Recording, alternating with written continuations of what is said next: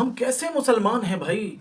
ہمیں ذرا بھی افسوس نہیں ہے کہ رمضان اب جانے کو ہے، جانے کی تیاری ہو رہی ہے، اب عید آنے کو ہے، رمضان جانے کو ہے، اب کچھ ہی دن باقی رہ گئے ہیں، مگر کل سے جو آئی پی ایل شروع ہوا ہے، کولکاتہ نائٹ رائڈرز کا کل جو میچ تھا، اور اس کا وراٹ کوہلی والی ٹیم کا کیا نام ہے اس کا، رائل چیلنجرز بنگلور، یہ دونوں ٹیموں کا آئی پی ایل کا شروعاتی والا میچ جو شروع ہوا تو لوگوں نے تراویح پڑھنا چھوڑ دیا۔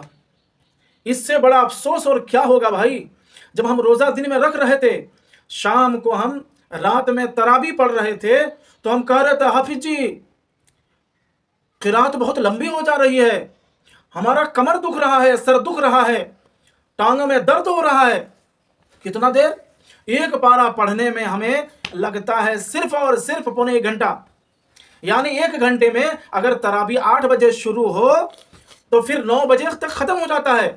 تو 1 گھنٹہ ہمیں پڑھنے میں، اللہ کا قرآن سننے میں سر میں درد، آنکھ میں درد، کان میں درد، ناک میں درد، پیر میں درد، گھٹنے میں درد، یعنی پیر سے لے کے سر تک پورے جسم میں درد شروع ہو جاتا ہے۔ مگر ہر مسلمان 1.5 گھنٹہ لے کے 3 گھنٹہ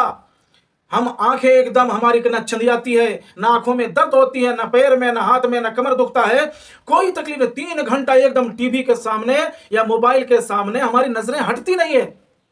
اے مسلمان، اللہ نے تمہارے لیے قرآن نازل کیا،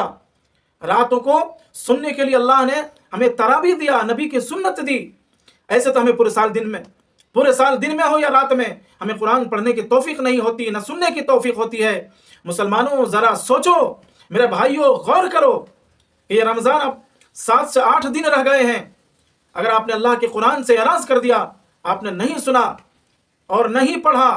اور آپ نے روزے بھی چھوڑے، کس کے چکر میں؟ آئی پی ایل دیکھنے کے چکر میں، تو یہ آئی پی ایل دیکھنے سے آپ کو جنت نہیں مل جائے گا، آئی پی ایل دیکھنے سے آپ کو کوئی کامیابی نہیں مل جائے گی۔ ٹھیک ہے آپ دیکھیے،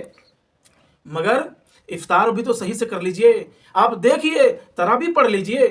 ارے بھائی سکون اور اطمینان والی زندگی آپ اختیار کر کے پھر آپ پوری رات بھر دیکھتے رہیے بھائی۔ میرے بھائیوں بڑا افسوس کا مقام ہے، جس دن ہم یہ دنیا چھوڑ دیں گے نا،